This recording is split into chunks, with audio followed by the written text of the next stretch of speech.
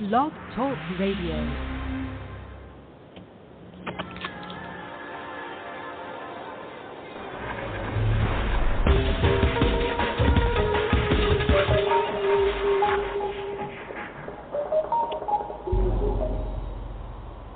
Hello everyone and welcome to my show. I'm your host Diana Belleros, award-winning and best-selling author Fahrenheit, The Journey of Transformation and the White Within. You can find out more about my website as well as subscribe to my website and my Blog Talk Radio channel.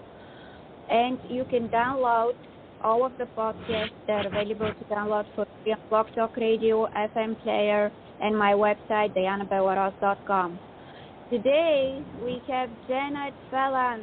She is an investigative journalist and author of the groundbreaking Exposed Exile. Her articles previously appeared in such mainstream venues as the Los Angeles Times, Orange Coast Magazine, Long Beach Press Telegram. Janet jumped ship and now exclusively writes for independent media. She is also the author of 2 collections of poetry, The Hitler Poems and The Held Captive. She resides abroad. So, hi, Janet Phelan, welcome to my show. And we cannot wait to learn about the story, what you have been going through. And I have been following you for the past 6 months. And I just, I just cannot wait for the listeners to learn about your story and why did you get in this situation. Well, thank you so much for having me on your show. I really appreciate it, Diana. It's actually somewhat difficult for me to talk about my life and what's happening.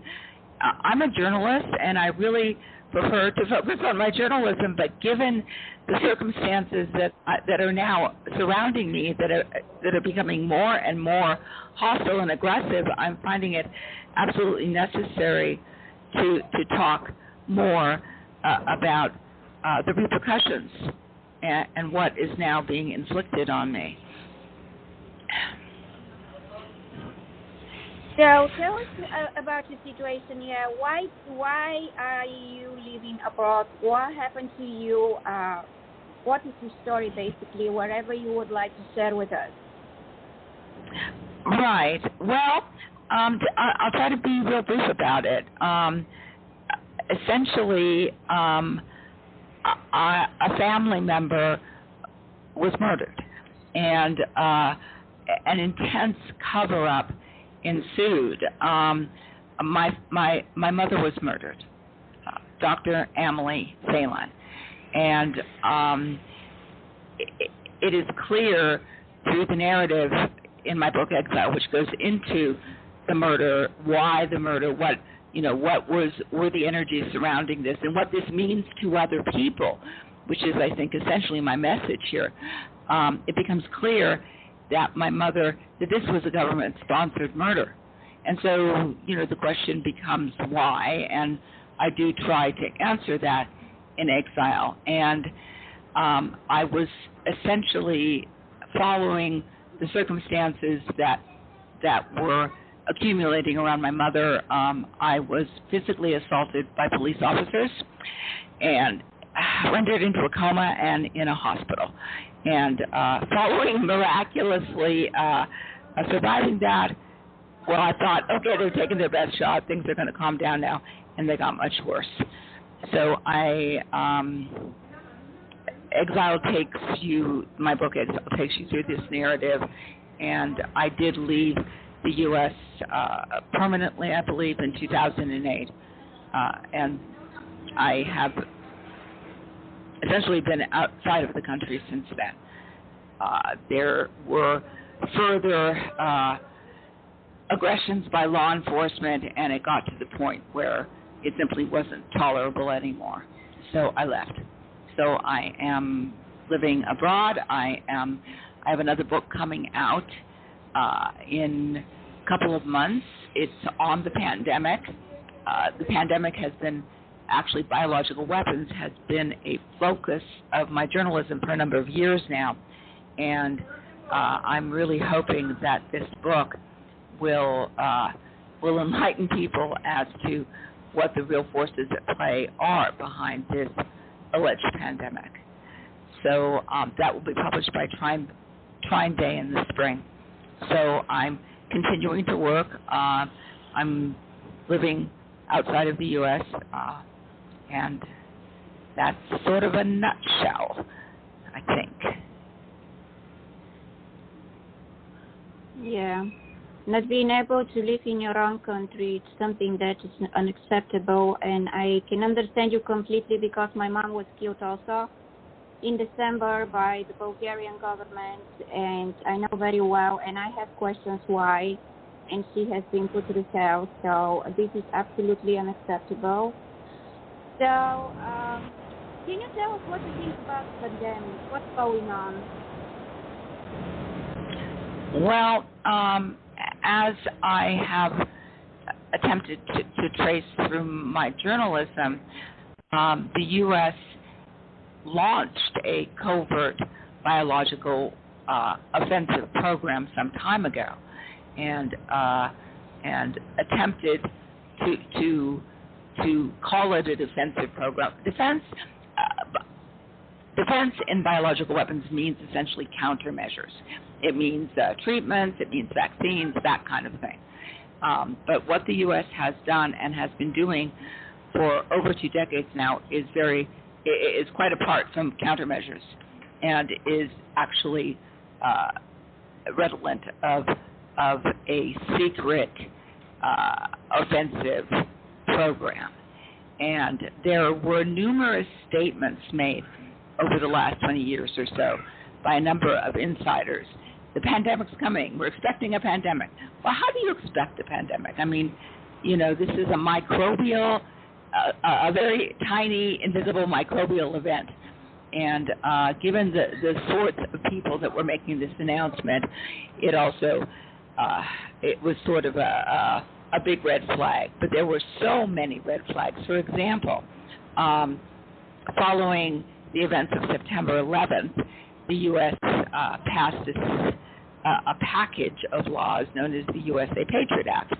And there have been a lot of concerns about all the surveillance authorizations and so forth in the Patriot Act, but embedded in the Patriot Act was a Section 817, the expansion of the biological weapons statute, which gives the U.S. government immunity from violating its own biological weapons laws. A lot of people don't know about that. It's right there in black and white. And so there were a number of, I call them legalistic, rather than legal efforts on the part of the U.S. to cement their immunity should they make a biological weapons attack on their own citizens. So that sort of forms some of the basis of the upcoming book, which goes into quite a bit more depth than that. Why do you think they did this? What is the agenda behind it? I'm sorry? I didn't quite catch that. What is the agenda behind this weapon? Why do they want this? Why they want to get rid of the citizens? What is their purpose? What are they trying to accomplish? Well, to understand that, one has to set aside everything that we were taught about what America is all about. I mean, America, on the cover of it all, is all about freedom and justice for all, a level playing field, everybody has rights. A biological weapons attack, which, for example, devastates elderly people in nursing homes, that is redolent of a, shall we say, master race agenda, in which certain people are considered to be dispensable and other people are considered to be fully vested.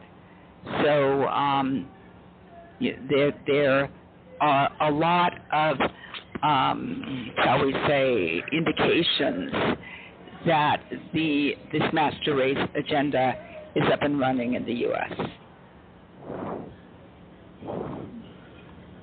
Don't you think this is a global effort to everywhere in the world suffering, people are dying, and what is your opinion about the vaccine? What do you think about the vaccine?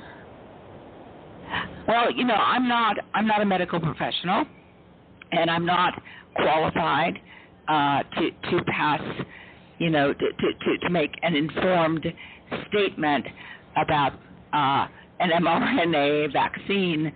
Although I certainly have been listening to and reading what other people say, and I am aware that there are thousands of deaths now that are associated with the vaccine, and I am also aware that this is an experimental vaccine, and that it was, according to actually mainstream news reports, the vaccine was developed and ready back in January of 2020. They got the vaccine done and ready almost immediately upon the report that the coronavirus was now, shall we say, launched. So personally, I will not take the vaccine. I think that there is a danger in subjecting oneself to an experiment, and this is an experimental vaccine. When I look at this whole situation with the pandemic, I am very concerned that there may be what I'm calling a triangulation of efforts that involve, shall we say, responses to the vaccine, responses to the pandemic.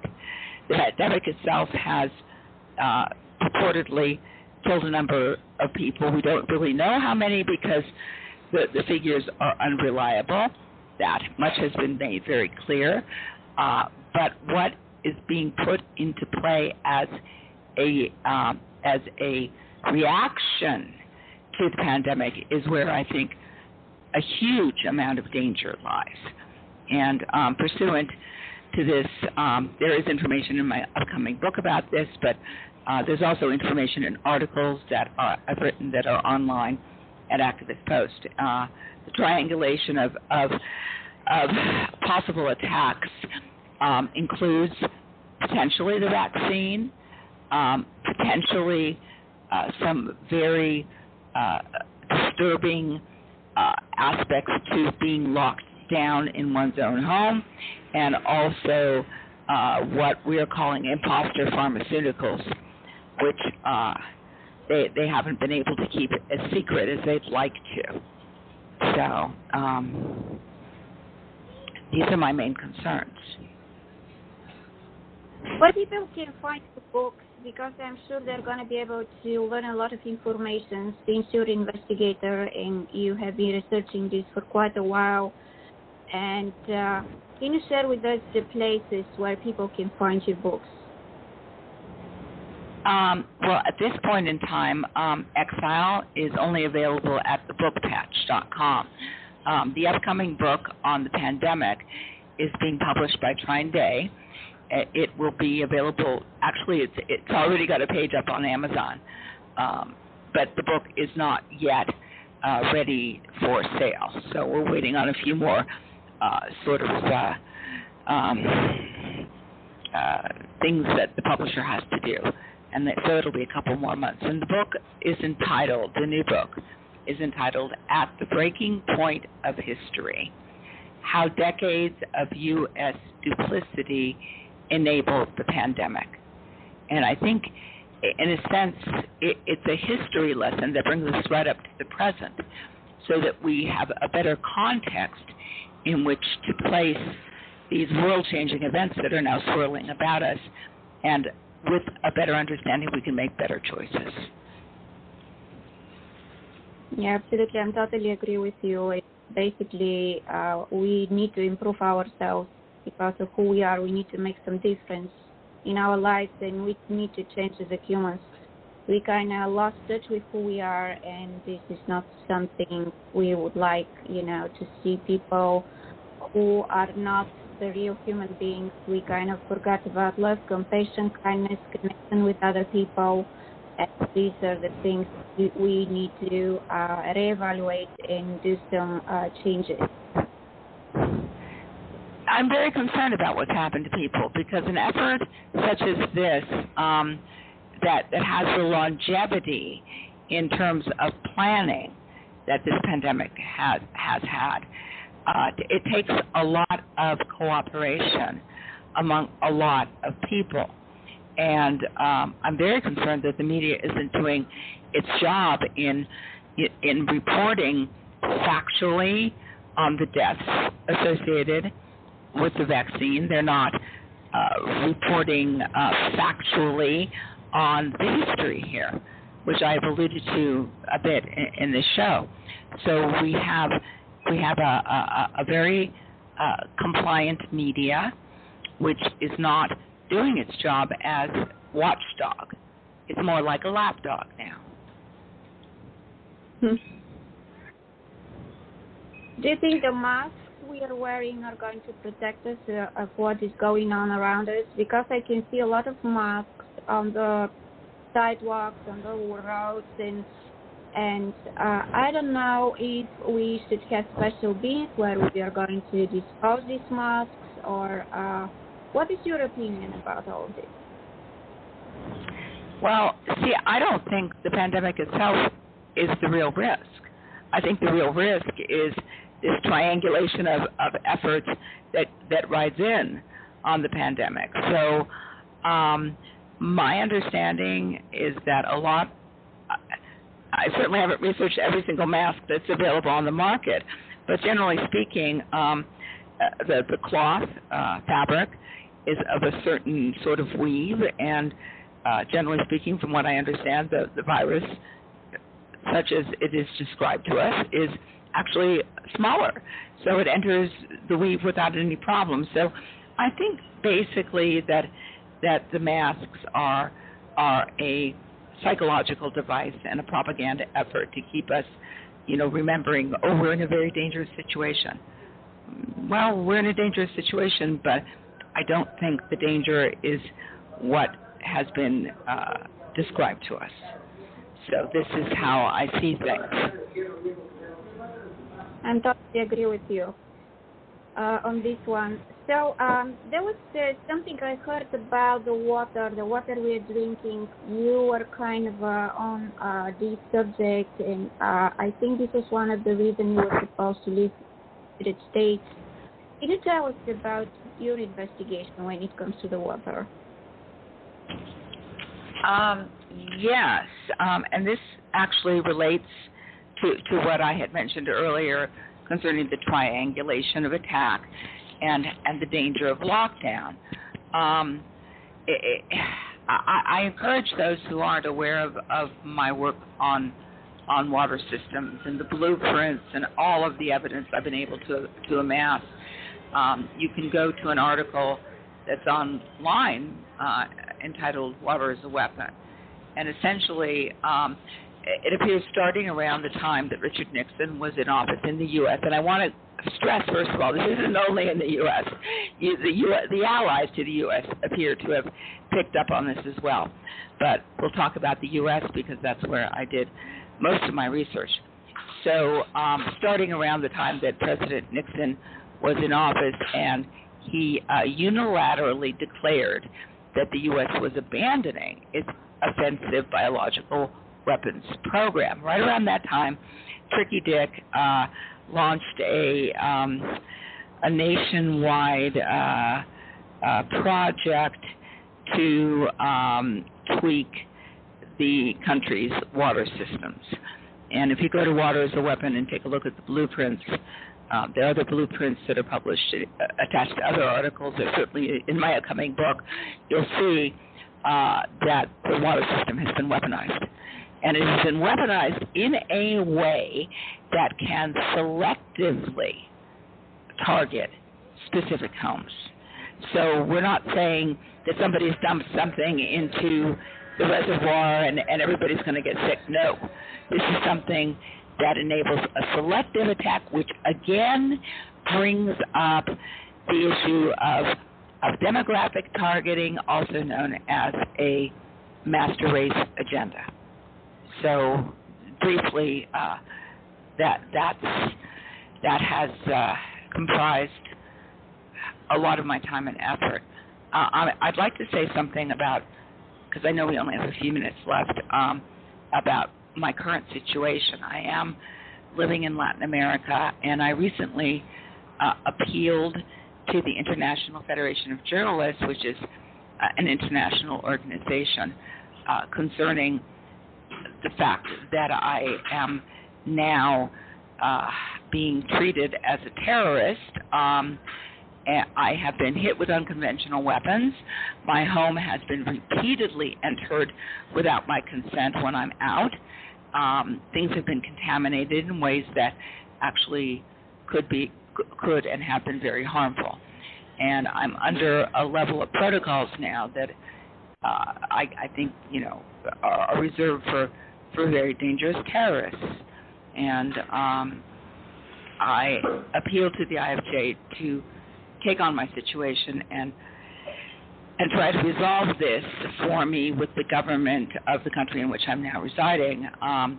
And the IFJ has declined to do anything to advance my situation in a way that would be helpful for me at all.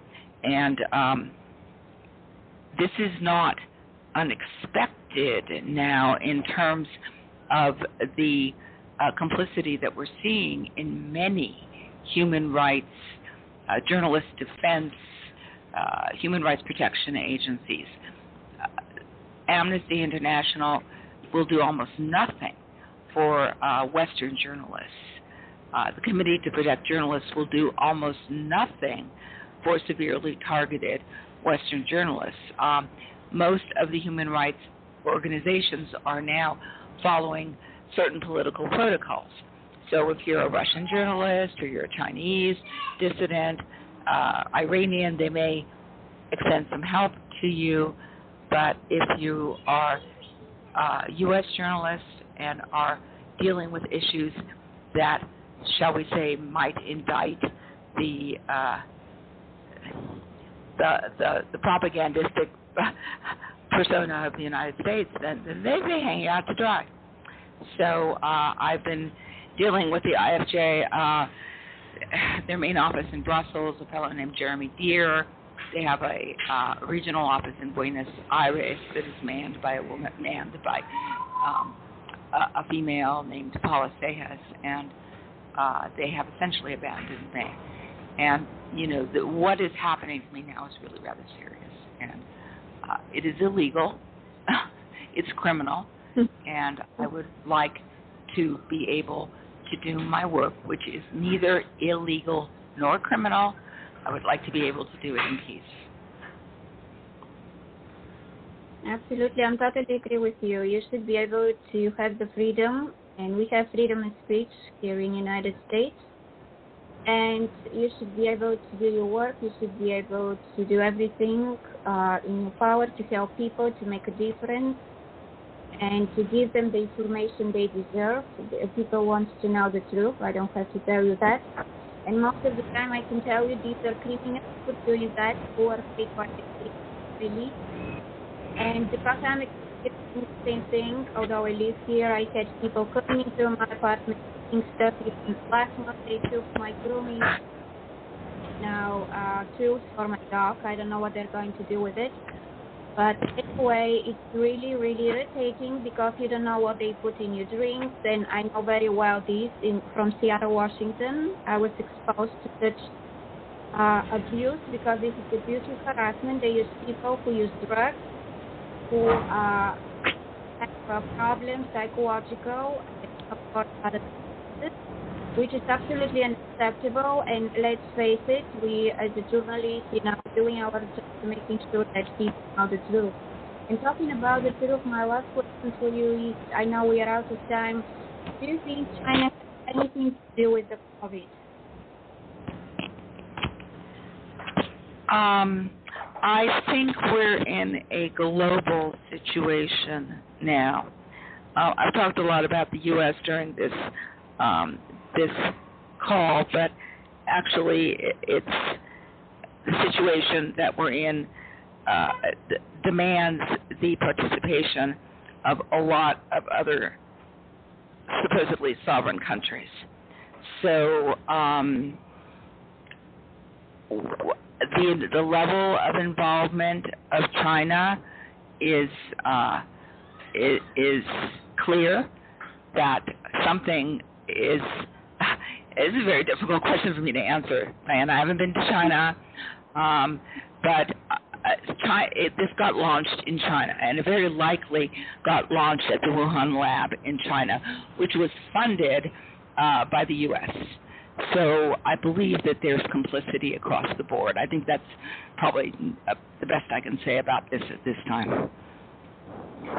Yeah, that's what I can share also, because a lot of Chinese people get attacked without, any justification. And I honestly, in my opinion, I feel that, people, we shouldn't, attack people, and we shouldn't do, because we basically don't know the truth, what's going on and what is behind. Very different that people should be, treated.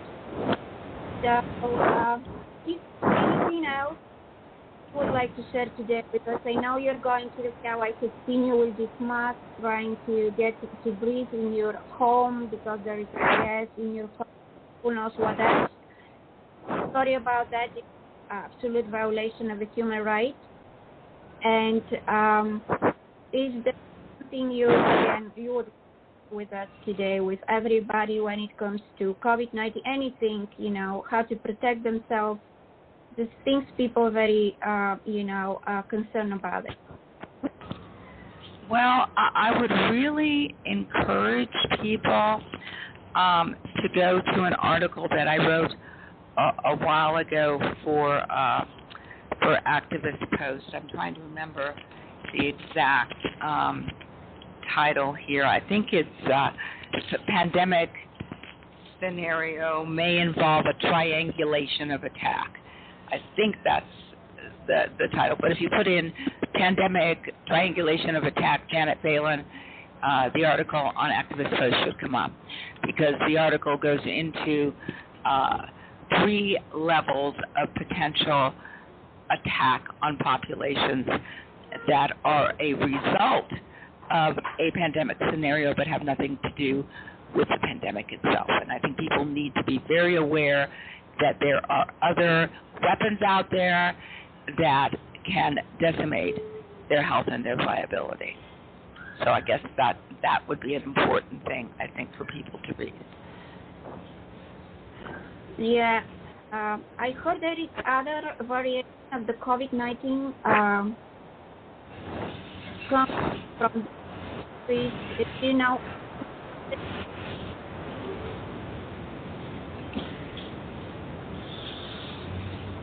Then I'm afraid I lost you for about 30 seconds. Yeah, do you know about the different variation of COVID-19 coming from different countries? Well, yes. They're reporting mutations which may or may not be affected by what they're saying is this vaccine cure. So, what's happening in a sense is that this crisis is being prolonged and made even more scary because there are all these variations which, they're saying they don't even know if the vaccines will help them, and of course they don't even know that much about the vaccines in general. So we're being fed a daily dose of fear over a virus that has a survivability rate of over 99%.